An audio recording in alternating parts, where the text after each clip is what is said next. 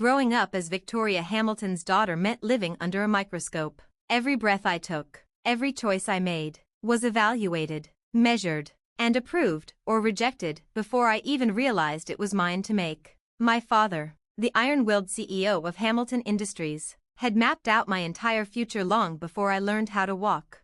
"Charlotte, darling," he would say, straightening the cuff of his immaculate Armani suit, "a Hamilton never settles for second best."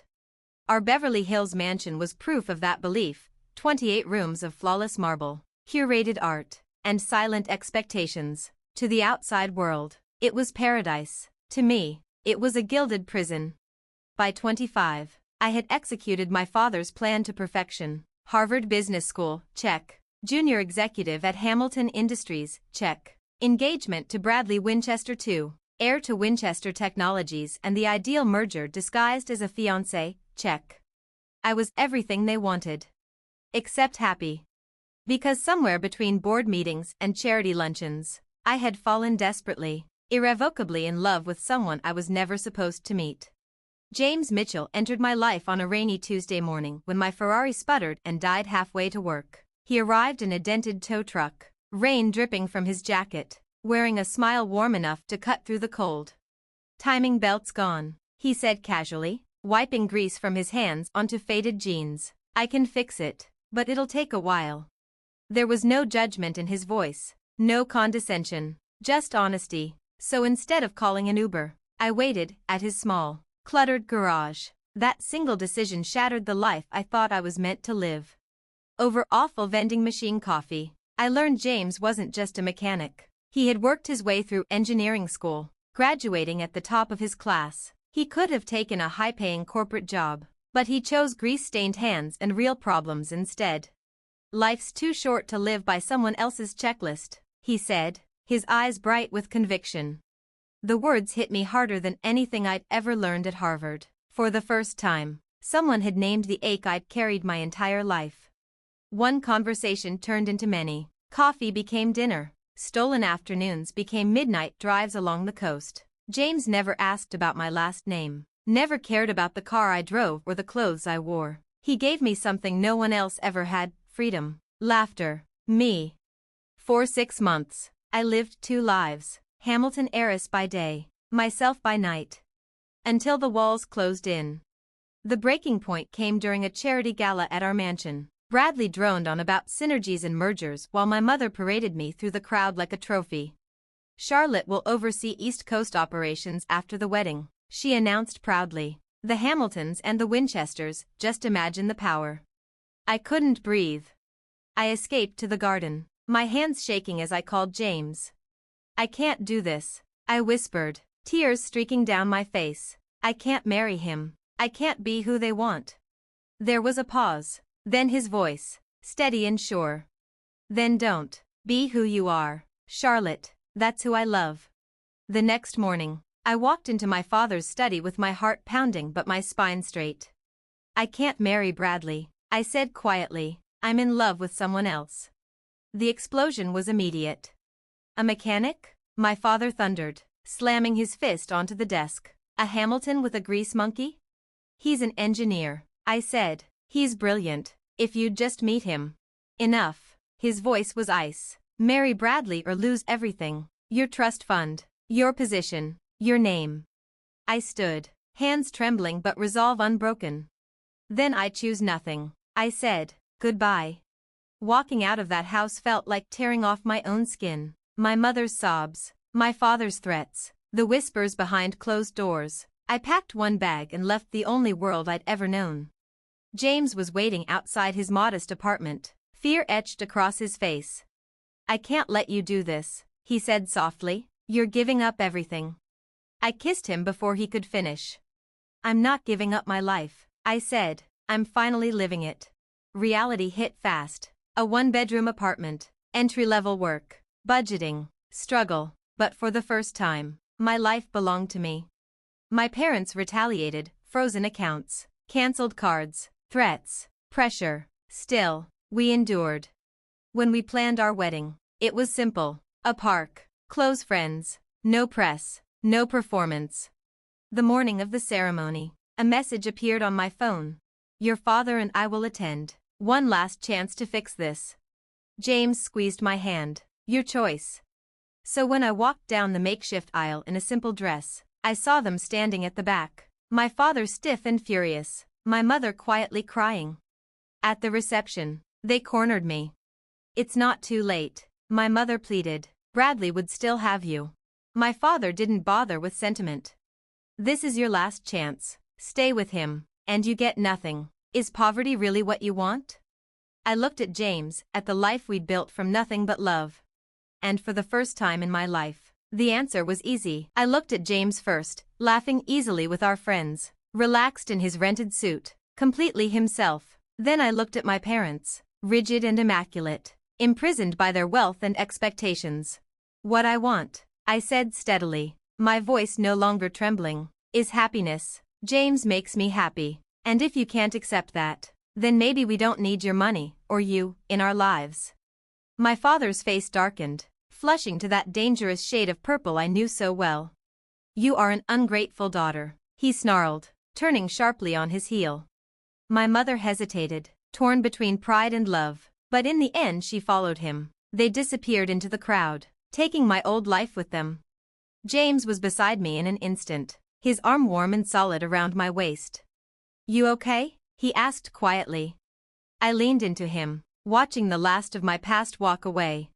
Never better. That was 6 months ago. We built our life brick by brick after that. James worked long days at the garage and spent his nights buried in textbooks, pushing through his master's program. I poured everything into my consulting job, slowly carving out my own client list. Money was tight, we clipped coupons and counted every dollar, but we were happy. Real happy. Or so I thought. Because there was something James hadn't told me, something big enough to shatter my world all over again.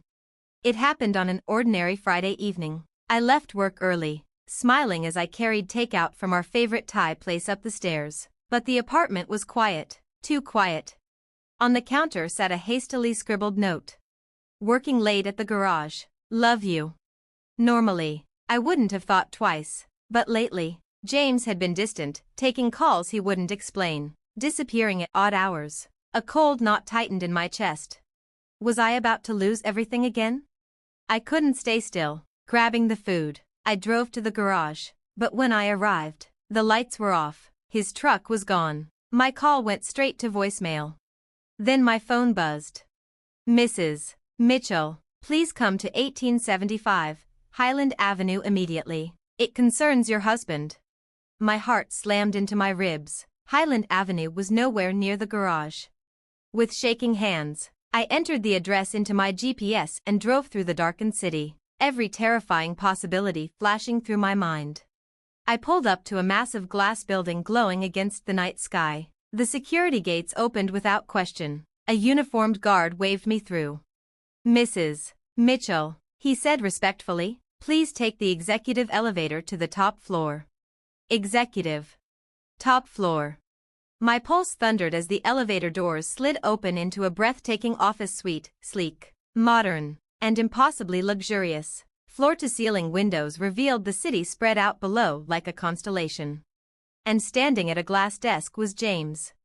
But not the James the first knew.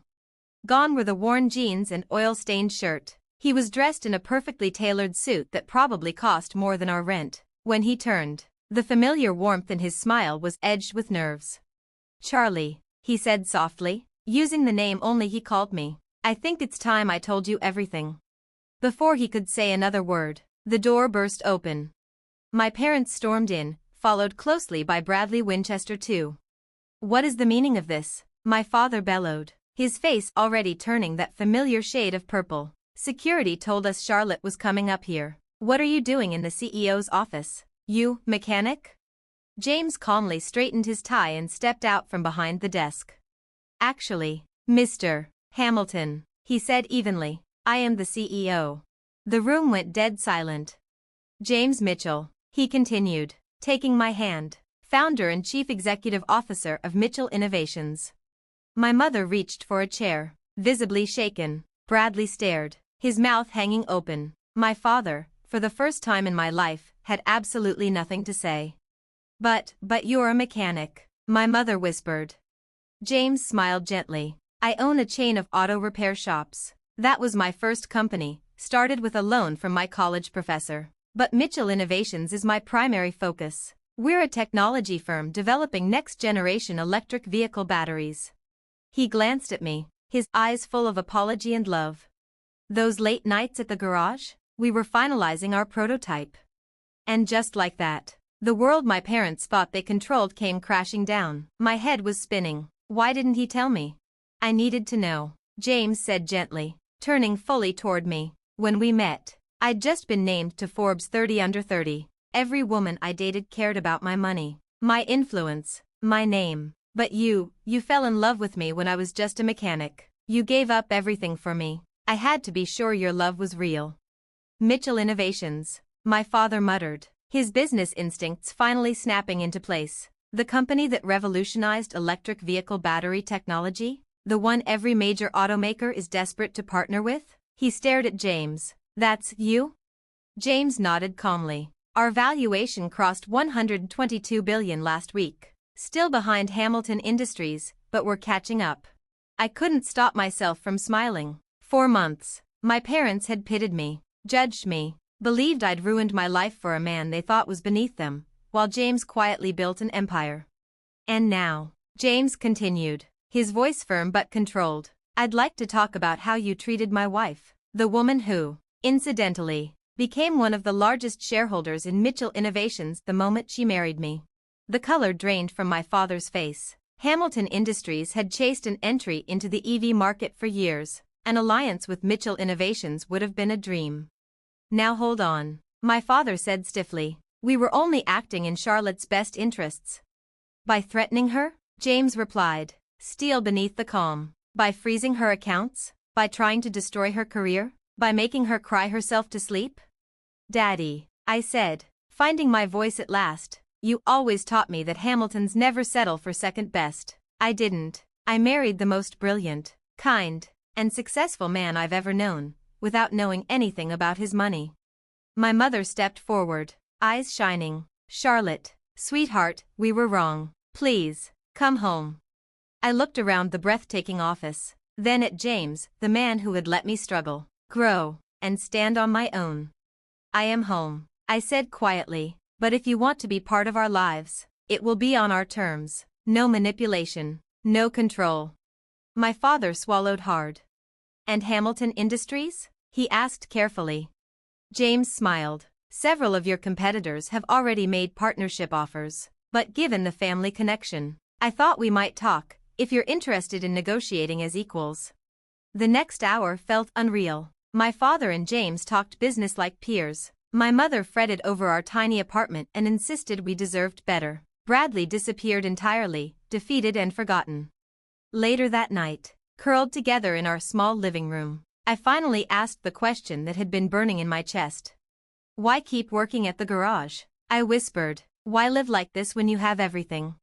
James pulled me close. The garage keeps me grounded. It reminds me who I am. And these months with you, building a life from scratch, have been the happiest of my life. No trust funds, no safety nets, just us.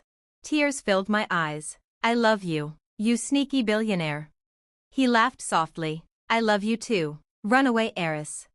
Life did change after that, but not the way people expected. We moved, yes, but into a modest home we chose together. I joined Mitchell Innovations to lead its charitable foundation, helping young entrepreneurs who reminded me of James. He still works at his original garage, mentoring kids who never thought they'd have a future. My parents are trying. Mom still drops hints about grandchildren and trust funds. Dad, surprisingly, now respects James. Their weekly business meetings often drift into conversations about classic cars and philosophy. And me? I finally understand what James meant when he said life is too short to live it on paper. Sometimes the greatest things arrive disguised as broken-down Ferraris and terrible vending machine coffee. And every once in a while, when we pass our old apartment or grab takeout from our favorite place, James still looks at me the same way he did back when he was just a mechanic and I was just a disappointment. Because love doesn't care about bank accounts or empires. It cares about who you are when everything else is stripped away. And in the end, We weren't a billionaire and an heiress. We were just Charlotte and James. And that was everything.